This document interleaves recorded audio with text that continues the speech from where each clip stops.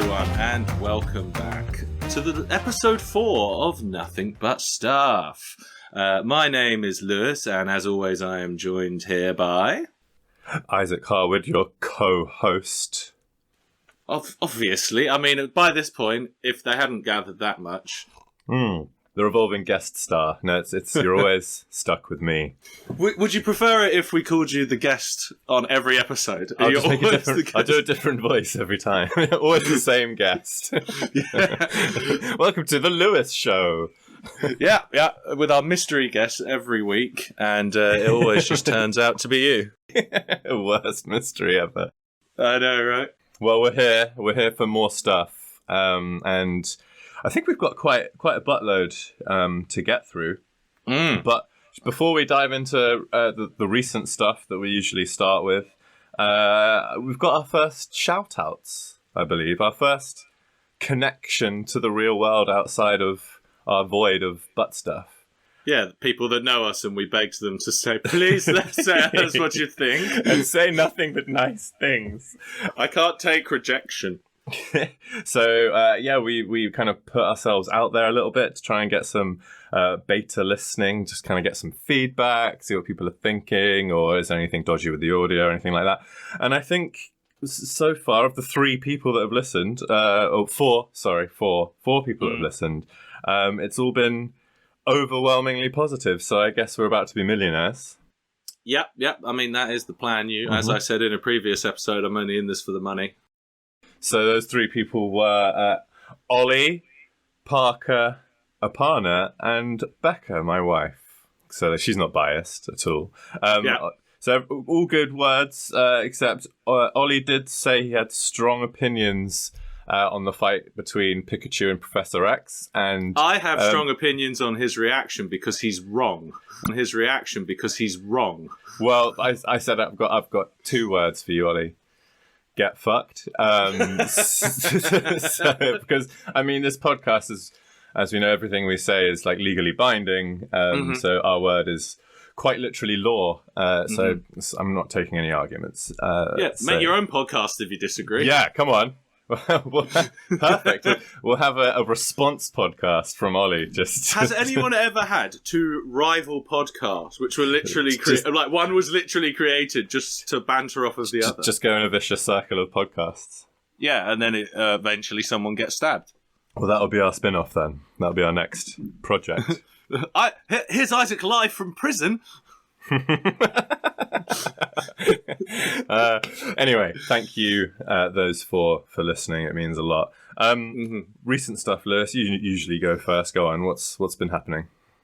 So I think it was 2 days ago now, but I finally finished reading the Lord of the Rings books. It's the second time I've done a book, and I'm starting to sound like a specky little nerd, but finally got round to reading the Lord of the Rings books, and I actually read The Hobbit first, but so The Hobbit and then the core trilogy.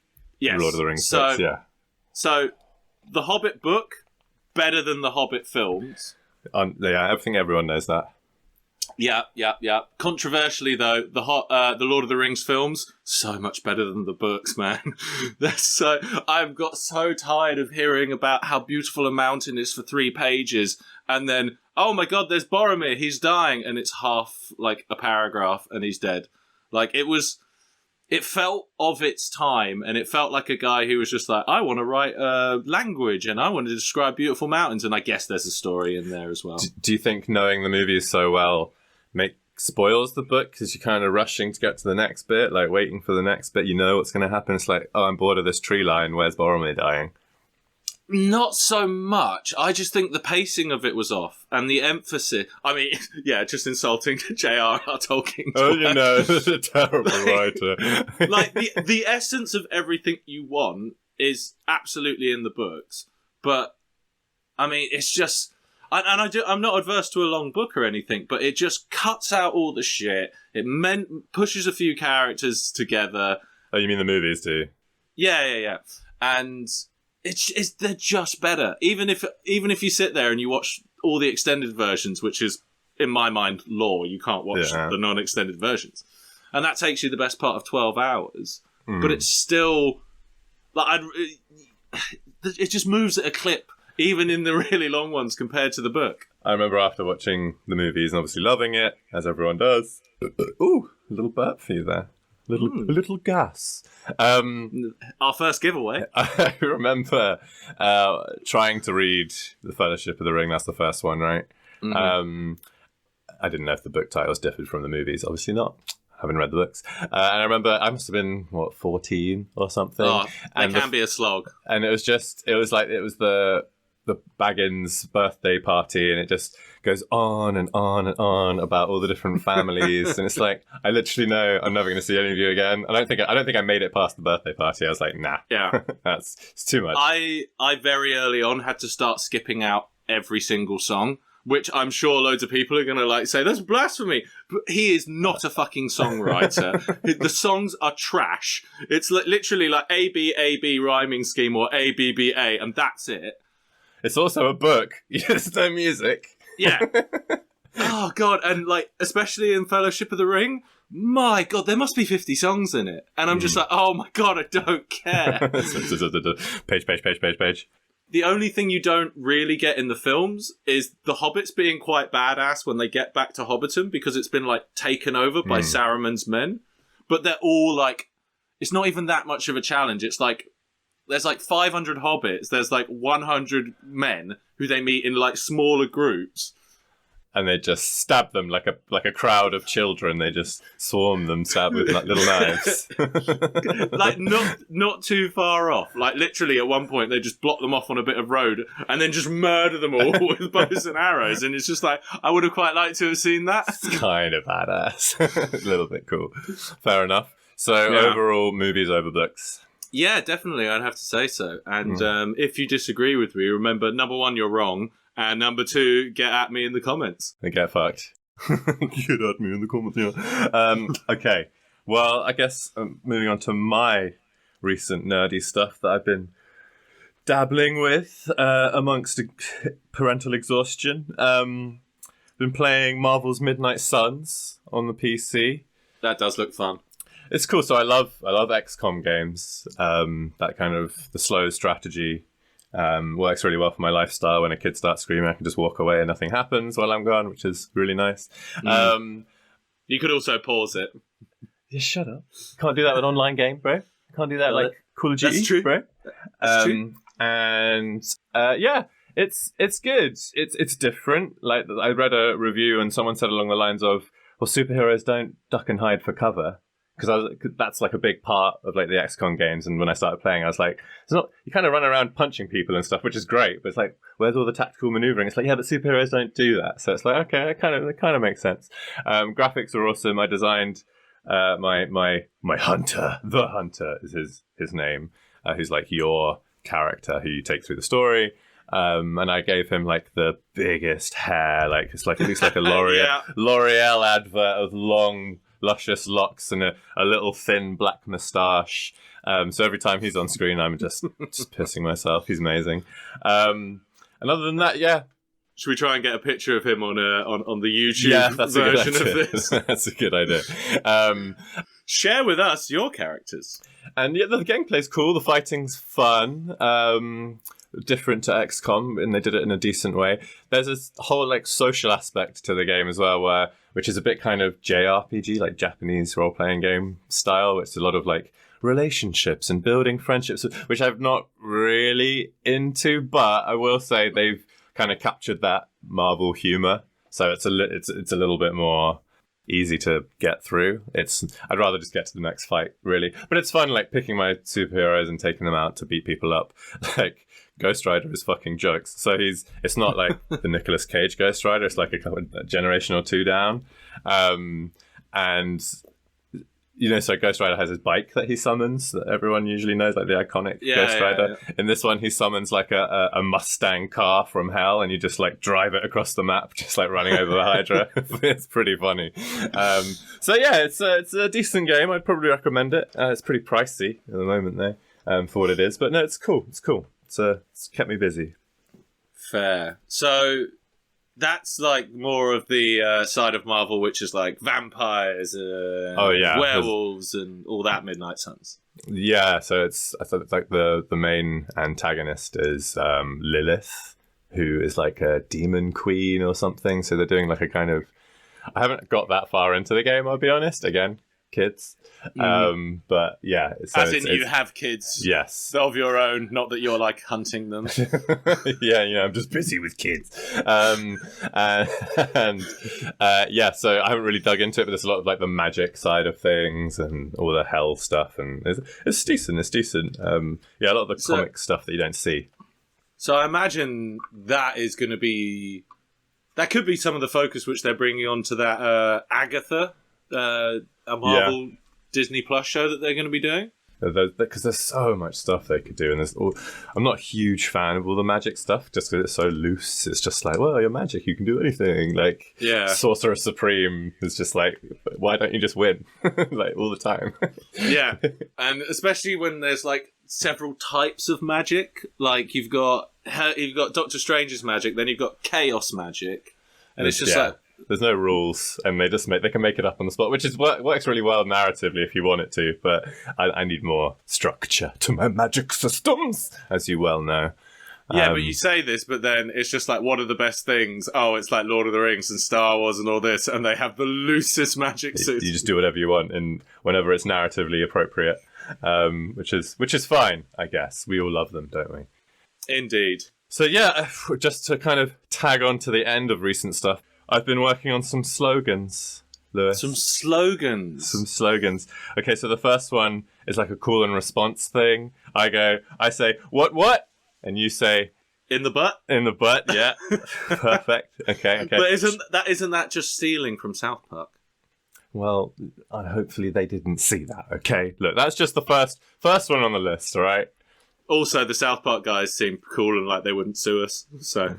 Okay, so what about this one? You can fit more stuff in this butt than your grandma's smokehouse.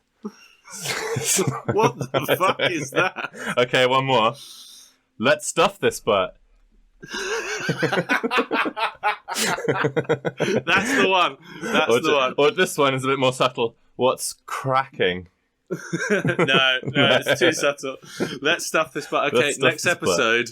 We say hello, and then it's just like, right, everyone, let's stuff this butt, and then jump straight into the first segment. I'm sure there's no confusion about what this podcast is about. We get some very confused S&M fans coming to this podcast. Very disappointed S&M fans. Give it 1 star. Not what I wanted. Not what I expected. This is not what I came for.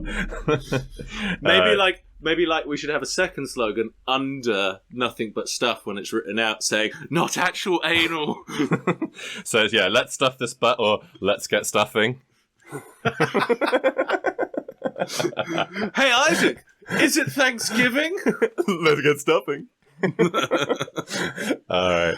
Oh, that's enough joviality. That's not a word. Okay, should we just dive straight? I don't think we need to explain what we're doing anymore with fight stuff. Do you? We've done it three times. Generator makes a fight with an item in a place, and we fight. Perfect. Okay. That's efficiency. I've got an interesting one to see how this works. Okie dokie. Lewis, today your character will be Bob the Builder. Excellent start. A cartoon. Love it. With a bat with a nail in it.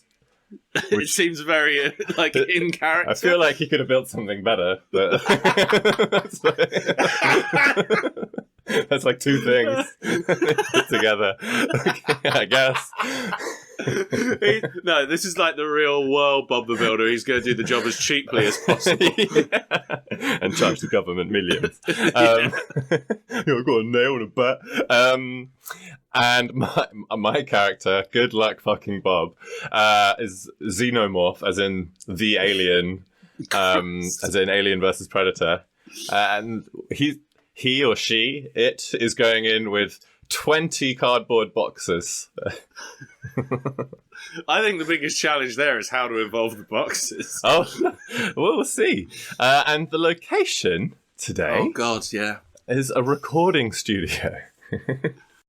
perhaps my friends Cher and Bono were just there. Yeah, of course. You're bringing in some continuity. I like that. Yeah, I'm making callbacks. So now people are going to be like, "Oh my god, what's he talking about with Bono and Cher?" I actually know what they're talking about. That was in episode 2. Stamp 400. I can't wait until we get our first fucking loser that like tries to correct other people, and they're just trying to have some fun and listen to our podcast. And we'll bring them into the fold and become one of us. Yes, they will be the third member. Not taking my guest spot. All right.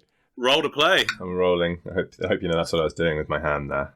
Yeah, I have him on video. We're not recording the video though. Thank God. Well, I've rolled high. What'd you get? I got 3. I got a 2. Okay, so Bob's got a chance. Bob's got 1 chance.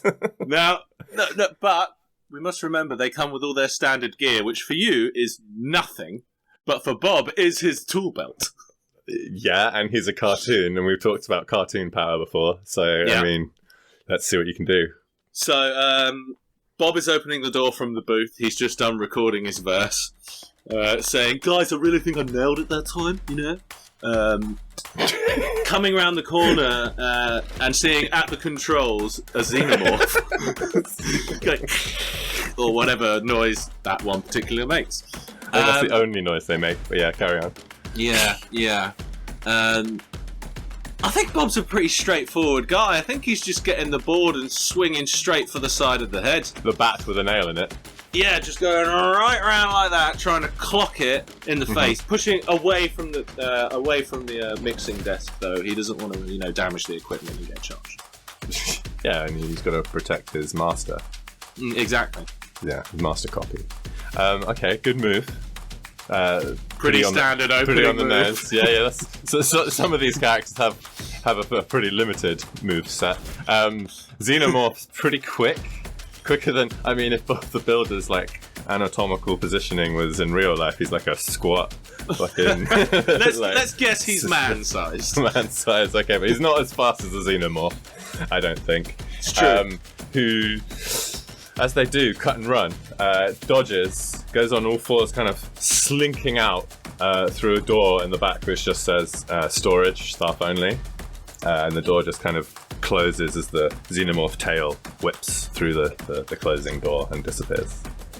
Now, in a situation like this, I think while Bob, let's be honest, he's a pretty straightforward guy, and he's not a goddamn idiot. So I think he's running up, pulling another nail out of his pocket and trying to nail it over the doorway just to stop the door from opening. He's just like, nope, not doing this today, and just pulls out his hammer and starts nailing the bat over the doorway, hoping that he did judge it right and it opens outwards rather than inwards. Thinking he's got it. Yeah, as he finishes doing the last nail, the door with that kind of the last as Bob smashes onto it. I'm not trying to take your move here.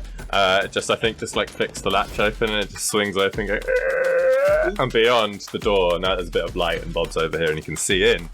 He just sees approximately 20 boxes, cardboard variety, just like on the floor and nothing else in here. Just 20 cardboard boxes on the floor. Okay, well, let's remember that we are in the location which we are, which is a recording studio. So, Bob sees this, turns around, runs to the mixing desk, opens the drawer, which is obviously full of doobies, and a lighter. Doobies. Who says doobies? I wanted to make it fine. It's fucking weed, prick. Well, everyone knows it's doobies, I guess. They know what it is. Carry on. Pre-rolled joints, you know. Okay. I hear that's what the kids call them. Doobies. Doobie. And pulls out his lighter and, lights a bunch of them in fire and throws them into the room trying to ignite the boxes. Oh, you're not falling for my trap. What, going and opening all the boxes? Doing a horror movie. Is it this one? Well, that's kind of what I wanted you to do, but fine. That's not what I'm here for. I guess Bob has brought the smarts to this. He's trying to fix it. He's trying to fix this problem. Okay, fine. You've set fire to all the boxes, right, in the recording studio. Xenomorph isn't known to like fire much. No. and comes hissing, but like crawling along the roof. So he comes from the top of the doorway and is just upside down, sees Bob, and is just going to leap towards him with the inner mouth fully extended for some sweet, sweet Bob action. What's Bob got up his sleeve? Okay, so what was he like directly above him on the ceiling? He's coming down like at a sharp angle, pushing off the ceiling down towards him, maybe spinning in the air to be cool. Xenomorph's very concerned with how they look. Now, correct me if I'm wrong, but wasn't it like claymation or something in the original Bob the Builder? Like, I don't remember it being like either that or the cartoon kind of looks like that. But he's never shown of having any powers. Can he even react quick enough to get out of the way of a charging Xenomorph? He has like a hammer which just like fixes shit, just like with one hit. It's like bam. It's like a magic hammer. I think he's going to attempt to step out of the side, grab the extending mouth, and saw it off with his saw. Okay, he's going to try and grab it mid-air. Yeah, okay, that's fine, but Bob didn't know about the acid blood. He was unaware of acid blood. So, the aliens lost their little inner mouth, sure, scrabbling in pain in the corner. Bob, currently covered in acid, quickly melting through his overalls and hard hat. Probably dying. I mean, do you think he's lost? I mean, it melts through metal. It melts through everything. Yeah, was there ever anything established in the alien universe that can, like, wipe it off? I bet like alien predator armor or something probably has something, but I know what you're saying. I'm going to say Bob doesn't have it. I don't think Bob has predator armor, no. The alien just like peers over the caustic corpse of Bob and says, "Fix that, motherfucker." And just as the light dulls in Bob's eyes, he just goes, "No, we can't." And just dies. No, we can't. No, we can't. I hope that was pretty good. I hope there's some English viewers, because if you haven't seen Bob the Builder, know what Bob the Builder is, or know of his catchphrase, and that's not going to help you at all. I bet everyone knows who Bob the Builder is. I still see him on kids' toys and stuff. He's still relevant, I swear.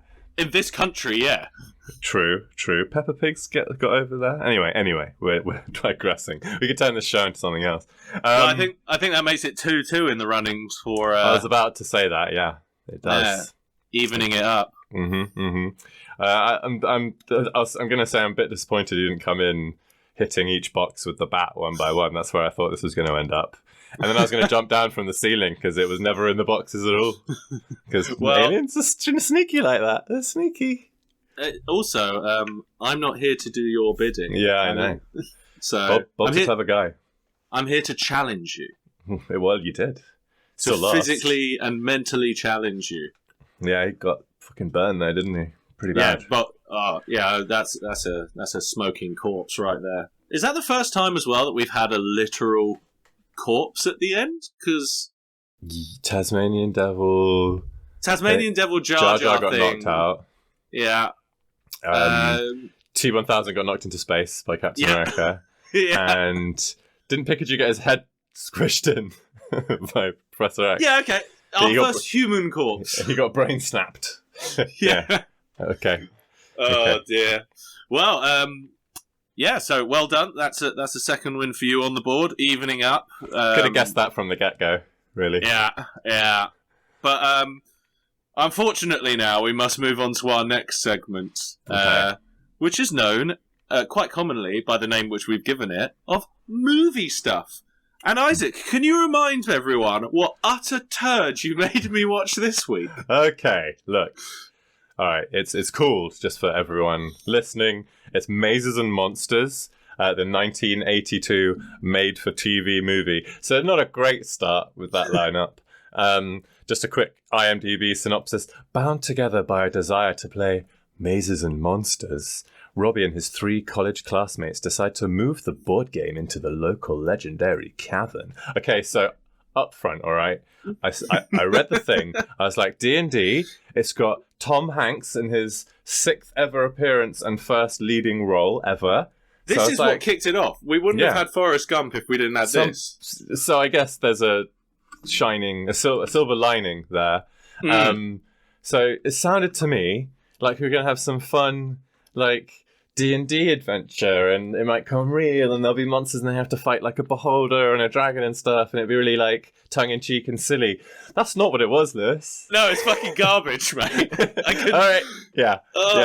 So we can't just say it's garbage. We've got to dive in and say why it's garbage and how we came to this conclusion. Lead the way. Yeah, to run through this story pretty quickly, the sort of brief overview is Robbie is joining a new university, college, whatever you want to call it.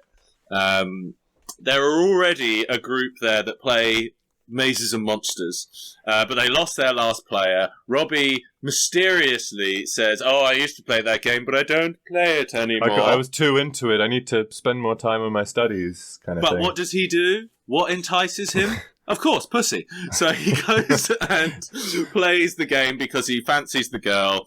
And then effectively one of them, who is a very mentally ill child who is at uni, he's like 16 years old. Okay. I want to know. Let me just stop you there, Lewis. We've got a lot of points to cover. If you're just doing the brief plot overview, let's not dive into the characters and stuff just yet. Just wrap it up real quick with the overview, and we'll dive in. Sure. So they play it in a cave. Robbie sort of has a bait out moment and feels like it's real to him. By bait out, you mean like a panic attack? Yeah. Yeah, and basically he just is now his character, Pardew. And then he starts acting weird, breaks up with his girlfriend, then disappears, and there's like a good 15 minutes where he's just not in it, and then all of a sudden he's just in New York, crying on the phone to his ex-girlfriend going, I stabbed someone, because he stabbed someone.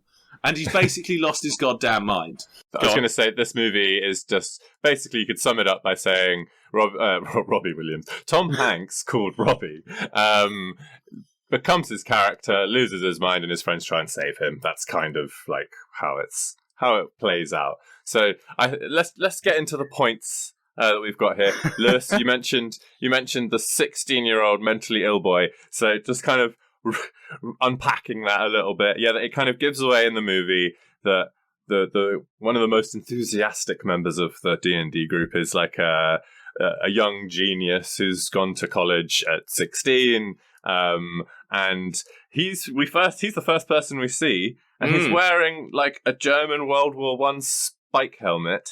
You know the one I mean? I counted how many different hats he wears in this. Yeah. No, I've seen the tally. Every single scene, they put him in a new hat, and with no explanation ever. No. Ever. So it's not just hats. So it's the German World War I helmet. I think everyone can picture it. It's like a domed black helmet with a single tool spike on the top. Yeah.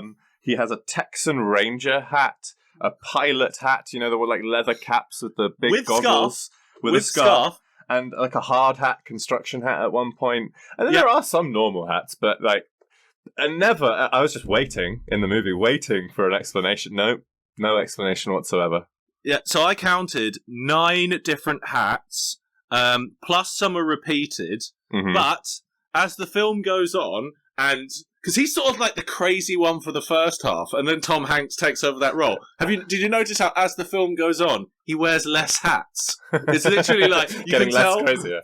Yeah, but that's a very interesting device that they've used there. What a beautiful storytelling device which they've invented there. I know, we'll use like hats. We've got like the college costume chest. Here's a bunch of hats. Yeah, and I love how.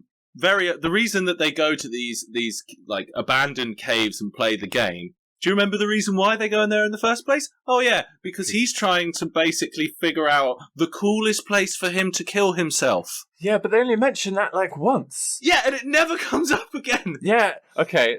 So he like goes back to his room after we're kind of jumping around a little bit in the time here, but whatever. This is early on. This kid, I can't remember his fucking name. This kid has gets annoyed because they're not playing enough D&D. Mazes and Monsters, whatever. Eminem, can you imagine going around, do you want to play some Eminem? And he goes back to his room where he's got a minor bird, which is like one of the most talkative birds you can get. And he's just talking to it, and he just starts rambling about how he wants to kill himself. Yeah. And it's just like, sorry, what? Yeah. Where did that come from? But to be fair, I can somewhat understand, because one of the very first scenes he has is he's going home. I don't know why at the beginning of the movie he's going home. I was hoping you'd bring this up, yeah. Yes. Where we see his mother, who is an interior designer of some renown, and he just goes into his room, and she's made it look like a fucking tiled bathroom. Like, it's horrible. No, okay, so my opinion on that is maybe it was a little cleverer than what the initial reaction is. Yeah, so it's like Lewis has said, it's all white. Everything is white in the room. It's like floor tiled, wall tiled, ceiling tiled. All of it is white. But it's you say bathroom, I say mental asylum, and is that foreshadowing for later? A little bit. Really bad. I think we're giving them too much credit, suggesting that they're using foreshadowing. But it's fucking weird. Like, no explanation again. And he's just like, I hate it, Mum. And she's like, oh, you'll get used to it. And it's like, well, oh, okay. Fuck you for taking all my shit. And was this like a dentist chair in the corner? What? Yeah, it's horrible. It's horrible. She's like thrown out all of his stuff. And he's just like, you've done it again. It's not the first time this has happened. This is a regular occurrence in this man's life, this child's life, that this happens to him. But we get to know our other characters in this as well. So, but while we're talking about the suicide thing. Oh, sorry, yes, of course. I know, not really a super exciting topic for the podcast. Did you know that this movie is based on a book, and that book is based on a true event of when D&D was demonized in the American public eye in the late 70s. One of the like driving factors for like the Conservatives to grab onto was one kid who played a lot of D&D, happened to play a lot of D&D, and then went to a cave and killed himself. The real story. But it was nothing to do with the D&D. He was just, not doing mentally very well challenged. Mentally. Yeah. Yes. No, not mentally challenged. He was just, he was depressed and shit. Like, not mentally challenged, but challenged mentally. Yeah, mental health issues. So, grim, obviously not what we really want to talk about in the podcast, but I see what they were trying to do with the whole, this kid is suicidal, but it had no impact on the story whatsoever, other than taking him to the cave where he thinks, hey, maybe I'll make D&D real in the cave. So that's how they linked it. So basically, one of my notes here is that this film is basically about the creation of LARPing. Yeah, see that? Live action role playing for those who don't know the acronym. But and it goes terribly because one of them basically shits themselves. But yes, we have a main sort of cast of 4 characters in this film, and I probably should have written their names down. I just remember Robbie. I wrote Fred from Scooby-Doo because he looks like Fred from Scooby-Doo, but it's not Fred, but we call him Fred. But all of these characters have one thing in common when they're introduced, and that's, yes, they are with their mothers. Now, we've spoken about what's his name? Not Robbie. I can't remember. This is going to be cut out, this little bit where I'm umming and ahhing here right now, Isaac. Okay. But yes, so let's say Tom Hanks's character is introduced by getting driven to the university. What are his parents doing in the front of the car? Of course, arguing about how much the mother drinks. Yeah. And her reply is not, no, I don't drink, or no, I don't have a problem, or anything like that. She just said, basically, that the only reason she drinks is because of her husband. So they're just arguing in the front. So you can see why he may not have had a supportive childhood. The female in the group, the girl in the group, the woman in the group, because she's played by someone who looks about 45. Yeah, but as it was tradition in the day. Yep, she's obviously got divorced parents, and she's basically saying how, oh, no, I don't want to be in a relationship. Her mother's actually not bad. She doesn't actually do anything wrong. But she's just the daughter, the girl in the group, is basically just saying, oh, I want to be a writer. I don't need a man in my life and all this. And then basically the rest of the film is all about how she gets 2 separate boyfriends. Yeah. And then we have our last Fred from Scooby-Doo character, who's obviously rich, and his parents are basically just having a go at him because he wants to create video games, and they're just like, you could do that as a hobby! You must be a computer scientist! And they're just basically having a go at him. So one of my notes here is, the mums are bitches. Oh, yeah. I mean, most of them in this story, sure. Yeah, maybe not the most progressive thinking writer behind this show. Or they had some mother issues. And they were getting it out. Yeah. Yeah, so I found there was a really long time waiting for Tom Hanks to show up. Because it's like, I know he's in here. This is the reason I'm watching this. It's about 10 minutes, yeah. Yeah, and it's just, finally he arrives with a goddamn killer perm. Like, that hair is so fluffy. Like Young Tom Hanks. Beautiful. Yeah, it's like an afro wig almost. It's very interesting. And he had like a thinner face back then, so it just looked bigger on top of his head. He's very young, very young. And yeah, they go to a party, and it takes literally, as Lewis said, like one female, one woman to say, hey, after he's just said, no, I'm not playing D&D, I'm not playing D&D, well, the woman goes, so come play D&D, and he's like, yeah, all right, if you're there. That does a stupid little laugh. So that's a good way to get in. And then my next note after that, they're in like they're playing D&D. They've got their little combat map out, and they're all sitting gathered around in a room full of books. There's just loads and loads of books, just like all stacked up around them, and about 400 candles. I've literally got the note here. Their game is a huge fucking fire hazard. Fire hazard. And how long it would take to light all those candles? Let's play D&D. All right, give me half an hour. Just like going around lighting all the candles. An absurd amount. And they're all behind them as well, as I remember. There might be one or two on the table. So it's actually literally blocking them from looking at their sheets. And even more impractically, they have like four more candles in the middle of the table. And it's like, but how are you supposed to play around the... You guys haven't thought this through. Yeah. Like, this...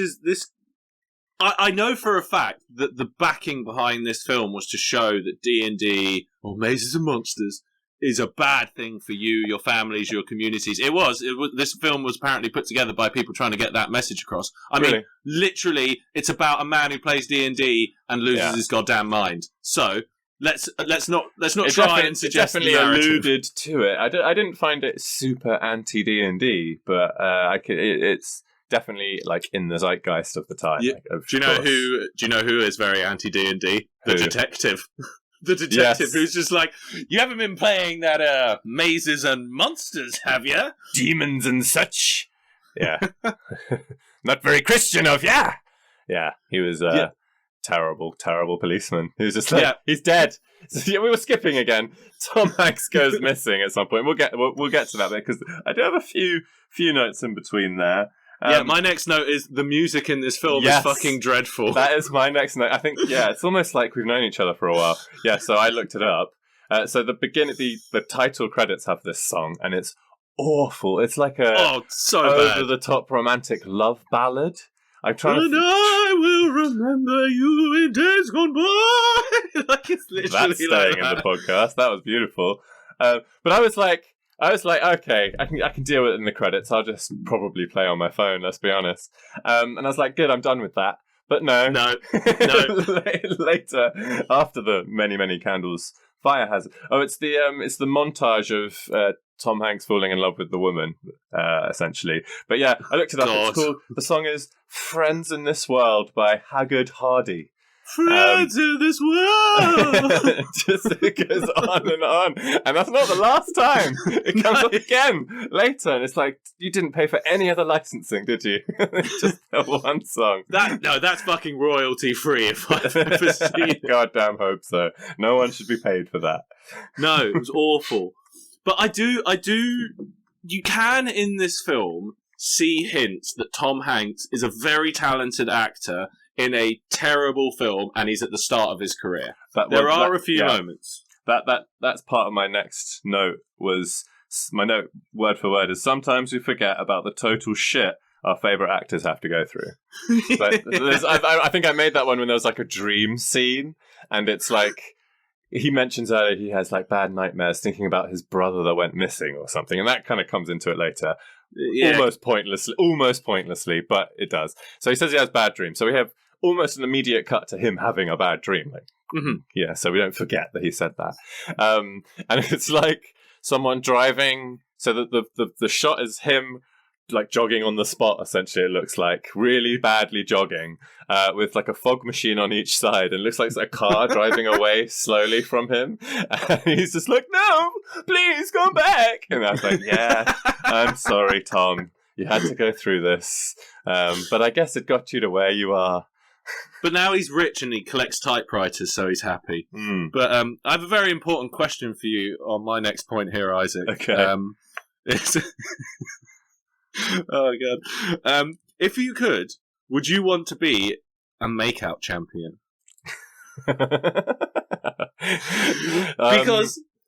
Because it's just such a tough thing. Because this guy, Fred from Scooby-Doo, everyone just thinks he's such a great makeout champion. And he just wants to meet, just genuinely wants to meet a girl. He's too good looking. He's complaining about being too good looking, is what he was saying. Yes. God, I'm fucking sexy as shit. I wish they would just know that I'm a nerd, but I'm just such a fucking makeout champion. And he's talking about this with the child boy, which I can't. The Hat Boy, we'll call him Hat Boy. Child boy. The child. He's like 16. He's like he's like a couple years younger than them or whatever. But I just literally watched that bit and went, sorry, what? And had to rewind. And so I was like, okay, good. He said makeout champion. He did say makeout champion. Okay, good. Oh, yeah, you're complaining about your looks. Okay. Oh, yeah. It must just be hard. But then then my next note is Hat Guy is so depressed and mad. I wrote casually contemplating suicide. I think that we're trying to say the same thing here. Yeah. But he's not even like sitting there. Like nothing's happened other than his friends were like, we can't play tonight. Why don't we play tomorrow or something? It's like nothing bad has happened. Bearing in mind, they mention at one point they play 2 or 3 times a week. Yeah. So this is like, the guy has to wait like an extra 24 hours. He's barely hours. gone 2 days. Yeah. And his reaction to that is basically he's like, I'm gonna kill myself in these caves, so I know what to do. So that you get to their next session that they're playing, and he has his plan. He's just like, you know what I'm gonna do? I'm gonna throw my character in this game, which I'm not running. I am not the game master in this game. I'm just gonna lob him into a pit full of spikes, so he dies, and then just suggest my own new LARPing adventure. Yeah, a bit of a dick move. Yeah, utter dick move. I wrote down that it was shitty DMing because he uncovers the trap or whatever, and the character throws himself in, and it's Fred from Scooby-Doo that is like, well, that's game over then. And it's just like, you're not even going to try? Well, what I find odd as well is they're just like, he can just re-roll a new character, but it's going to take him ages to get up to our level. And it's just like, why don't you let him just, and establish... No, that's how it used to be. You went back to level 1. Yeah, that's how D&D used to run. Like, you had your 3rd level wizard and you had to go and play loads of games so you could get all the experience, and you might end up with a bunch of other people. But anyway, that's how it used to be. Sucks. Because, I was around in the 70s and 80s, of course. I just feel like it. Terrible GMing. The next scene is, so the Hat Child Boy, has the idea, the light bulb moment of, I'm going to make D&D real in the cave. So we don't really know that yet. But one of the next scenes is him going to like a biology department and trying to like get a skeleton. As we know what he's going to do with it. But the technician's teacher guy is very overprotective of the skeleton. I think he gives it a name, Basil the skeleton, and he's like, what are you going to do with him? And he's like, just like stuff. Wearing a stupid hat, obviously, as he would. And then he's like, all right, just take good care of him, and like puts his arm around the skeleton. This teacher like puts his arm around the skeleton, like, what are these kids going to get up to, Basil? And it's like, dude, leave Basil alone, man. Well, what I enjoyed about that scene personally is how in front of this guy that they're doing like a covert arrangement here. He's not actually allowed to take the skeleton away, but despite the fact that they're in a room with several other students in it, he loudly exclaims, "I'll sneak it out this weekend." And it's just like, why even bother? Why even bother, like, trying to pretend? Like, put them in, like, just a different room. You can pay less extras by having less people in that scene, and it makes more sense. You just have an office or something. Yeah. Put them to the side. Silly scene, but I just thought it was amusing how attached he was to Basil, the skeleton. Should we try and move this along to some of the later bits in the movie. So, as we've said, this hacked child boy tries to. We should write down the names of characters. Wants to make D&D real in these caves. So the whole party get dressed up as their characters, the LARPing aspect, and go out in the early hours of the morning at the weekend to these caves. And they go in, and Hack Child Man runs off to hide and essentially be like the voice of God, the DM in the cave, and they start walking around. It's a bit fun at first, and I was like, maybe this is where the fun stuff's going to happen. But then Tom Hanks has his panic attack, and I will give them this: when it's like a kind of Minotaur monster, kind of with glowing red eyes and metal green skin, terrible costume, but a little bit scary when it comes out. If you were in that cave and that jump thing, scare. If you were in that cave and that thing came out like this huge fucking, and if you thought your mate had engineered that, be like, fucking hell, dude, that's amazing, and I'm terrified. I thought, oh my god, this film might actually get good, but no, I was disappointed. Literally from that moment on, I mean, when that flashed around the corner at that moment, I was thinking, okay, maybe the point of this game is that they've gone into the cave. And really hoping that there's going to be actual monsters there, and they have to sort of embody their characters and actually kill monsters, and then come out of the cave, and it was like some magic or a wizard or something. That's what I thought it was going to be when I suggested the movie, I'll be honest. Yeah, but unfortunately, what actually happens from that moment is it just gets worse and worse. That's Robbie's descent into madness. It's kind of, unless there's a big obvious note that you want to talk about, let's just kind of summarize what happens to him. He starts having more nightmares, as he mentioned. We should add in that his brother ran away on his birthday when he was a child, and he's never got in contact since, and all this. So he sees this god in his dreams, who said he's going to take him to his brother. Is that his goal?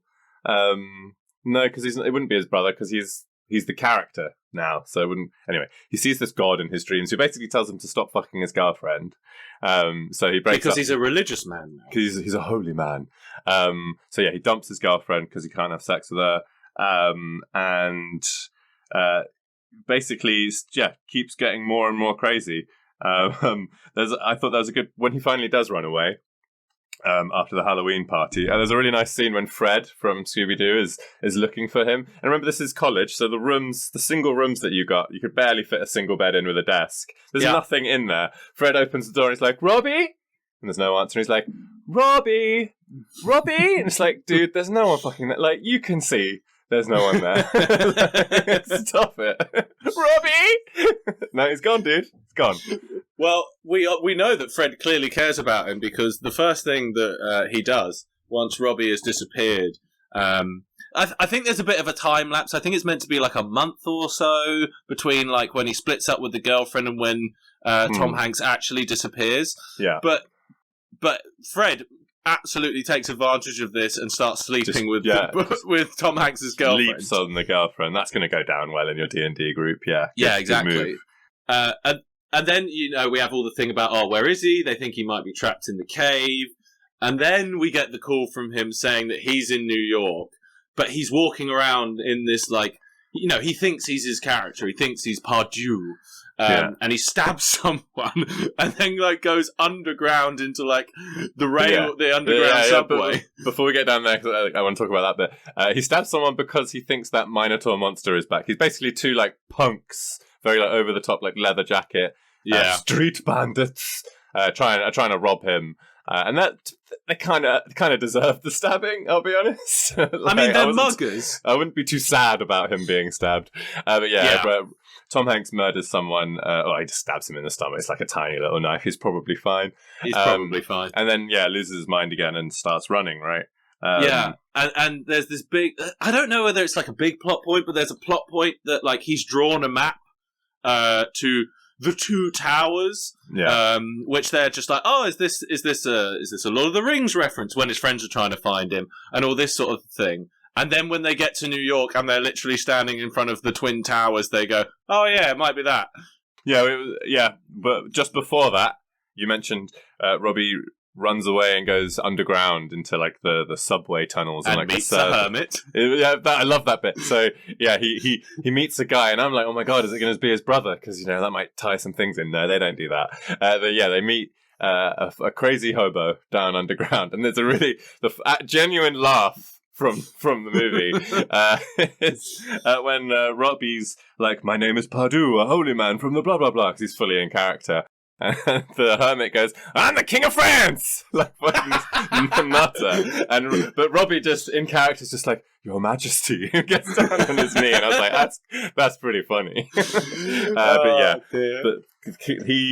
the hermit basically says not to go upstairs, and Robbie thinks that there's a dragon, because it's the train rumbling backwards and forwards. And I mean, it basically ends with him trying to jump off a building, jump off the Twin Towers, but his friends pull him back at the last minute. They don't physically pull him. They get a hat boy, goes up to him and says, I'm the game master, you cannot fly. And he's just like, Game master? And he's like, yeah, I'm the game master. And he just goes, guys, what am I doing? And that crying bit there, I'm just like, that's classic Tom Hanks. How many times have you seen Tom Hanks crying in a film and he does that exactly? That's where he nailed it. Really? I wrote the opposite. I wrote, not sure how Mr. Hanks got another acting job after that. That's what I wrote. I saw the crying. No. I just think that it's hard to put it, but I feel like that's kind of like, you can see a lot of the like foundation of what he built on later, I think, in his performance. In this, it's a bad performance, it's a bad movie, but you can see that this is a person learning his craft. What's his first lead role? So fair enough. Yeah, exactly. I did write just before that note. Oh God, the song comes back. So back to the ballad. But yeah, so they save him. We do like a time jump later. The friends are going to visit him at home, and the mum's like, yeah, he's doing really well. I don't blame you. She kind of brings that up a bit poignantly. I don't blame you, by the way. It's like, sounds like you fucking blame me because you brought it up. And also, if this is such a goddamn problem, like the girlfriend calls the mum. She has her number at one point in the film when they're looking for him. It makes it get across the idea in my head that this mother is aware that Tom Hanks has got a girlfriend and all this, and never at one point does she think to say, "Oh, by the way, don't let him play that game," because what we find out happens is because in the first film, at the start of the film, there's like a police car pulling up, and there's like a burning building and all this sort of stuff, and I'm just like, what the hell's all this? He basically went crazy and set his old school on fire, is what I gathered from this. Yeah. Because he played Mazes and Monsters and lost his goddamn mind. And at no point did anyone think to mention to his new classmates, his new friends, his new girlfriend, don't let him play this game. He set the last school he went to on fire because of this. Okay. So yeah, they pull up, they talk to the mum, and they go and see him. The sad part is you think, oh, maybe he's doing better and he's healed. No, he's stuck in character. He is Purdue. He thinks he's in like a beautiful meadow. He's just in their garden. It's a nice garden, sure. He's wearing the smallest tennis shorts he could possibly find on the rack. And I just worried about how I would become him. Well, I mean, it certainly made me cancel my game of D&D later this week. It's like, whoa, it's getting too serious.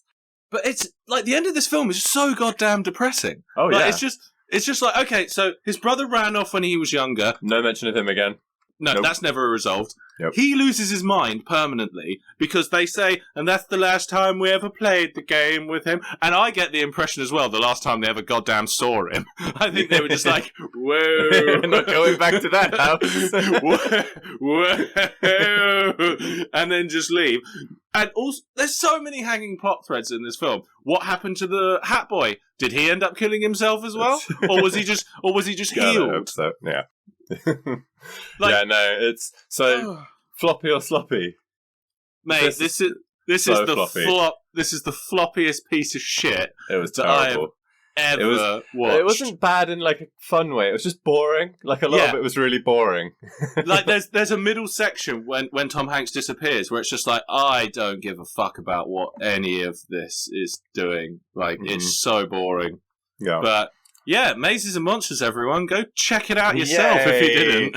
Apparently it's a cult classic, but I had never heard of it before. And No. There's cult classics. This is garbage. It is total shit. All right. I had to watch it twice. You did. So we have overrun massively, but let's not try and let that constrain us. NBS, new and extended. Right. With beta listeners now coming to you. So we need to move into RPG stuff. Indeed. We should do we ended mid-scene last time. So let's try and cap the scene up. It might work with our extended runtime a little bit. I don't know what Lewis has planned. By planned, I just want to remind everyone this is completely unscripted. Whoever's in charge this week will have a few notes of how the setup is and what might happen, but it's all completely random and improvised. To be entirely honest, because we were carrying on from a scene last week, I have planned literally nothing. Nothing. So, do you want to? I'll start. So this week is the fantasy RPG where Lewis will be GMing. So I will be playing Gary, the Middle-Aged Warlock. And the last time the scenario Lewis gave me was I was sitting in my house reading the newspaper, and a party of adventurers, like a D&D group, essentially barged in, covered in arrows and wounds and stuff, clearly running from someone, and asked for safe haven. So I took them down into my basement, except for one of them who stayed up to keep an eye out. And I trapped them in some kind of soul-sucking fire circle, rather politely, I'll add, but not before they could blind me and convince me not to kill them. So they're stuck down there. I'm blind. I've got my imp, Petey Chimswimper, on my shoulders doing a ratatouille to guide me around. And I've just left. I've just gone upstairs. They're still downstairs. And as I got upstairs, the guards have kicked in the door and charged in. So, Lewis, over to you. Yeah, so the one that stayed upstairs, I believe, we said had grabbed a broom and started sweeping. But there was not a really obvious, but little trail of blood leading up to the door. So they barge down the door, come in, and they just go, right, so we've been after some individuals. Do you mind if we have a look around? Okay, so I want to quickly add in Petey Chimswimper on my head. He's an imp, and he's, just as we've come up and just as the door has slammed open with the guards, he's gone invisible. He's still holding me, so my face is like compressed slightly, where he's like holding on to my various like bits of skin. Like a cat draped over your head. Yeah, and my eyes are blind, like they're just like cloudy, and I'm just like staring around. So I address the guards, but I'm looking in like the wrong direction. Oh, please don't slam any doors. The children are sleeping. I'm very flustered.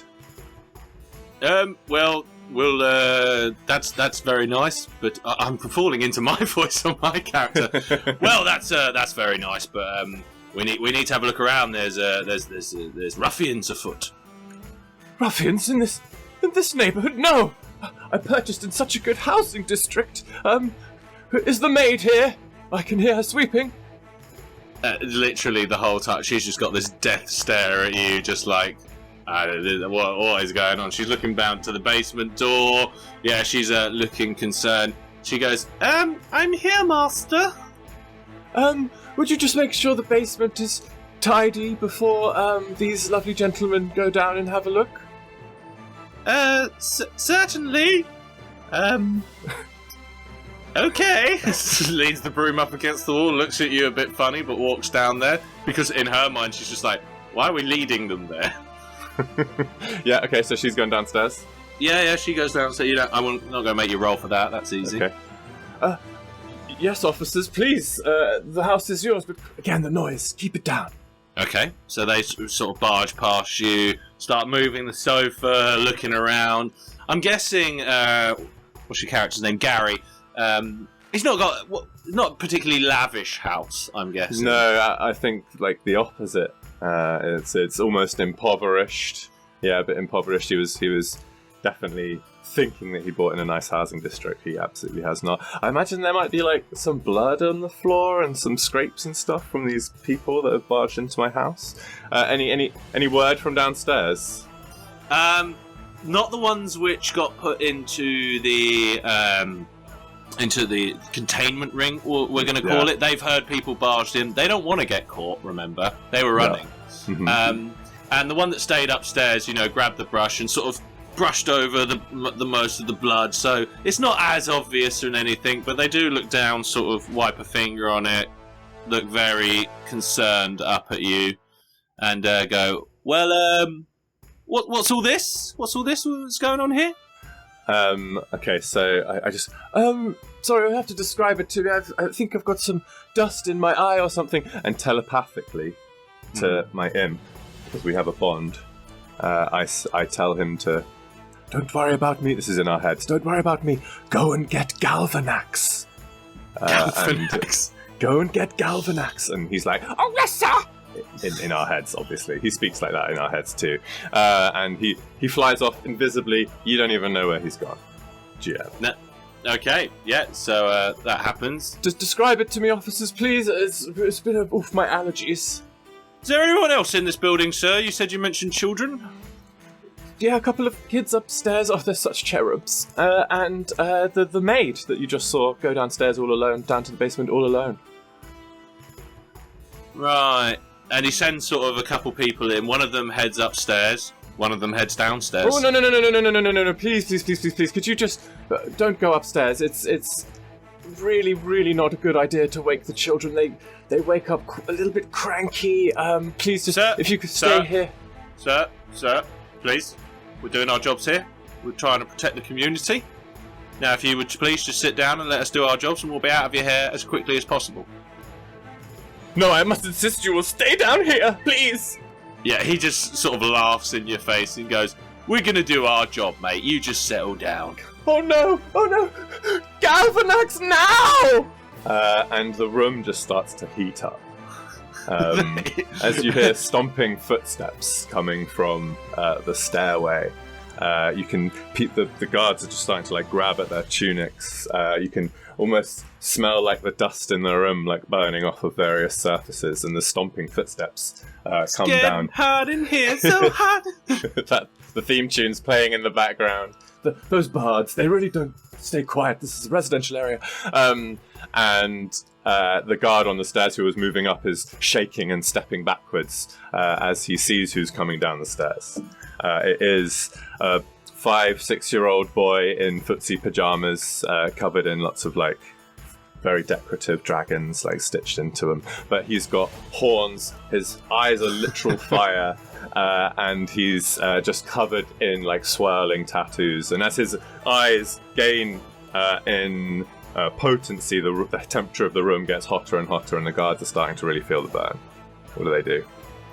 So the guards at this point are going to be sort of scrambling for the exit. They didn't shut the door. I thaumaturgy shut it. I just like click my fingers and all the doors and all the shutters on the windows slam shut. So the guy closest, who was sort of the mouthpiece of the group, he's just pulled out a little hatchet axe and he's slashing away at the door trying to break it down. The others are just basically clambering along the floor, gasping for breath and trying to get towards the doorway. You wouldn't speed this up, please, a bit, Galvanax? That would be wonderful. Yeah, but I mean, the heat intensified. The heat is on. Very musical tonight, Lewis. Thank you. You know, what can I say? I was a born showman. But yeah, they're trying to open the door, but now as well, if you sort of peek out the window, I mean, they're screaming loudly, these people. They're not the only guards that were running around. There's more outside, and they start trying to grab at the door handle and open it, and you can see one banging on the window trying to get in. So okay. They can just see their companions there, and then this, like, fire-eyed demon child.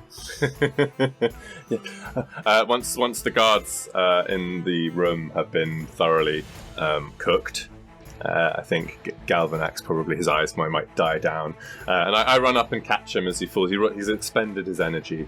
And I catch my son. I'm like, oh, good boy, well done. That was really wonderful. Was that your first kill? A multi-kill. Wonderful. Okay, I'll go and get your sister. And the boy, no, she's awake. And, oh, Inferna, come down. Inferna. My half-bat child comes flying down my door. Which half? She's about 3 years old. It's kind of half all over, just a bit of fur here, some leathery wings. And she just like flies down. It's Morbius. It's baby Morbius. Lands on my arm and wraps her wings around me. It's quite a cute scene. I've got my kids. And I'm like, should we go and find the maid? And we're going to go downstairs together as a family. Okay, there's still banging on the outside. They've broken the glass. But when they sort of try and put their hands in, it's still hot in the room. So they're trying to almost air it out, but you can hear them hacking and slashing at the doorway. You've got maybe 30 seconds until they're in the building. Okay, so we get downstairs. What's the maid doing with her friends in the circle of fire? So she went down, saw what had happened, saw them entrapped there, immediately tried to come back upstairs to assault you, but was blasted by the heat and the intensity. So as you start walking down the stairs, from a shadow sort of under it, she's jumping around and she slashes at you. With my kids on me? Oof. Yes. Oof. And you're going to have to try and make sure that you can avoid it. Yeah, I got away with a lot of stuff there. Oh, yes, I did. We do a dice roll for this bit just to make everyone know that we're not just creating a story from nothing. Well, I think I quite like that. But I did roll a 9, which is a mixed success. I think I maybe avoid it by accident as I kind of fall down the stairs. Just a little slip. You do. They startle me. You do, but unfortunately, it clips Inferna's wing. It takes off maybe the last quarter, just like right through that batty, bony bit along the top. Cuts off that bit, and it's hanging by the sort of skin. I guess it's skin under it, but the bone is cut through and it's hanging limp, and she's wailing. She is crying. Yeah, it's like a bat screech. And as I pick myself up, dust myself off, and my kids clinging to me, I'm kind of ignoring them, but my face has just gone dark with anger. The people behind me, you can see as I just like close my fist, and the fiery circle just shrinks around them until they're just crushed to dust and ash. And I'm like, oh, you've made a grave error, girl. A grave error. And I'm going to cast banishment on her, send her to another realm. My realm. Asmodeus' realm, my patron's realm. She's going to become my slave. Okay, let's see if you can achieve it. That's a 12. It's a 12? That's a 12. That's a double 6. Okay, so... First success I think we've ever had. That is the first RPG 12 stuff. we've had. Yeah, so I've just powered up by consuming a bunch of souls behind me, and I'm just going to move that power through my arm and just send her to a hell dimension. And I'll be like, see you later! I'll be right behind you! Just as the guards are like smashing in around the room, which is finally starting to cool down. I get my kids, I cradle them up, and I'm like, it's okay, Asmodeus will take care of all of us. And I'll click away and vanish. Okay, that's quite neatly tied up, that one. Future note for listeners here, that will be the first and last one that we do, which is split across several sessions. Yeah, we'll try and do like one scenario in the time frame. But that's just teething problems. It's all good. Yeah, there may be some established lore or things like that which happen earlier on in the games as well, but they're not going to be a continuous story. They're just a continuous, a continuous character, but not a continuous story. Yes. So we could jump to like a couple of years later, where I've got a maid slave and. My kids are grown. It could be anything, but there might be little bits. The first thing in your mind that you want is a maid/slave. Like, look, just call her a slave, or is it their outfit? She just cut my 3-year-old's arm off. Essentially, like, she's going to get some hellish punishment. Not happy. Don't fuck with my kids, man. All right. Well, I think that was pretty good. I think we stuffed the butt pretty well. And it's time to sign off, right? Do we need a good sign off? We need a good sign off, don't we? Ta-ra! The butt's full. The butt's full. It just cuts. But you are jumping the gun very slightly. Okay. We got some bits. Yeah, we've got some bits and bobs that we need to do. Number one, few things, being the day and age that we are in, there's a couple sensitive subjects spoken tonight, maybe around suicide prevention, suicide and things like that. If we can, in the description, we'll chuck in a link for a suicide hotline, prevention, things like that. Get the help that you need. Don't end up being one of these people. Go out there. That's fair enough. We're talking in a fun atmosphere, but it's not a fun thing. So let's remind people that's we're not making fun of it. Is what we're saying. Just the stupid way that those goddamn morons showed it in that fucking film. Yeah, exactly. Fair enough. Good point.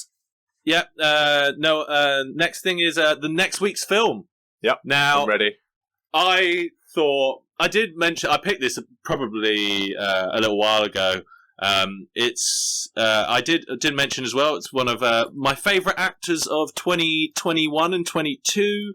Very specific. Well, I think that's when I discovered him. Okay. I think we needed a bit of a palate cleanser, a bit of cinema after that fucking turd that you made me watch. Shocking. So next week we'll be reviewing Netflix's The King. Okay. Yeah, Timothée Chalamet. Gonna make me watch that again, are you? I only watched it recently. Well, you should have made notes. It's a good fucking film. It's a very good movie, and God, after that turd that you made me watch, I was just like, I want to watch a real film. I'm going to have to curb your enthusiasm next week, aren't I? Because you fucking love this movie, and you're going to want to rant for hours. So I'm going to be here with a stick, and I'm going to hit you every time you start talking too much. About just my feelings and how it inspires me to be a better man. No, but you will. Yeah, probably. No, the problem is when we eventually, and I'm going to save this for a good moment. Oh, God, I know exactly what you're going to say. I'm going to write this down on a piece of paper and I'm going to unfold it when you say it because I know what you're going to fucking say. 1, 2, 3.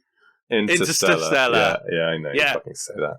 I love it. It's a great film. I can't wait for episode 500 when I'll allow you to do that. Eventually, I'm just going to record a whole episode myself, and I'll just do the movie review. That could be some Patreon shit. Which brings me to our next point. Yeah, The King. We're going to watch The King 2019, directed. Is it Joel Edgerton? I think Joel Edgerton. Yeah. No, David Mitchell. What? I thought Joel Edgerton was pretty involved in this. Yeah, he was a producer. He was one of the writers. Producer. It's based off of loosely based off of real life and the Shakespearean play. Yeah. Anyway, good film. Like and subscribe wherever you've got this podcast from. Please tell your friends. Tell your friends. Word of mouth important. Leave comments, reviews. Email us at nothingbuttstuff@gmail.com. That's but with a double T, obviously. Talk to us, and we'll maybe get you involved in the show somehow. You never know, but if I find you interesting enough, if you make it, past the triage, then sure. Maybe you've got a fight that you want to hear very quickly. Who we think would win? Movie suggestions, that kind of thing. Anything you want. Get that stuff done. We've set up a Patreon, right, Lewis? You've set it up? I think so. Yeah, it exists. Is it just Nothing But Stuff Patreon? Is that all you have to do to find it? We'll put a link in the description below. If not, then I will edit in here where to go to watch that. I can edit that in at a later point. There was a really bad sound mix of you just coming on really closely, like Patreon. Yeah, I think we're going to have a layer or two in there, maybe just a little bit of a chuck us a buck or two if you want to support, and probably another one. I think where you can always get to vote on things, maybe a day early. Maybe we'll release it a day early on there. Early access, baby. Maybe you just can't wait to fill your butt up. Okay. I've got a new segment for the end, which can be our sign-off. Do you want to know some stupid stuff that my kid cried about? Oh, please. Let's see. It can't take a punch. She couldn't lift her trousers high enough in the car seat to see her freckle. Lost her fucking mind. Lost her fucking mind. Okay. All right, guys. Let's go. Peace. Okay. Yeah. Peace. Thanks very much, is that everyone. Our sign-off? No. We've been signing off for 10 minutes now. Okay. Well, yeah. Thanks, everyone, and we'll see you soon. Bye! Bing bong, bing bong, bing.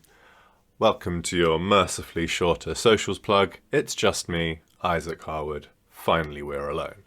Please do follow us on Instagram and Twitter at NB Stuff Podcast. Feel free to say hi, but just remember who's in charge there, all right?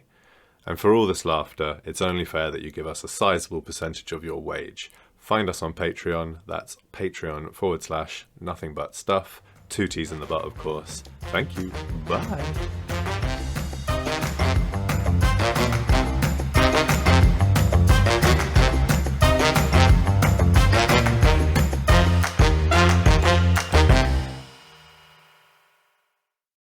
Friends in this world, and I will remember you.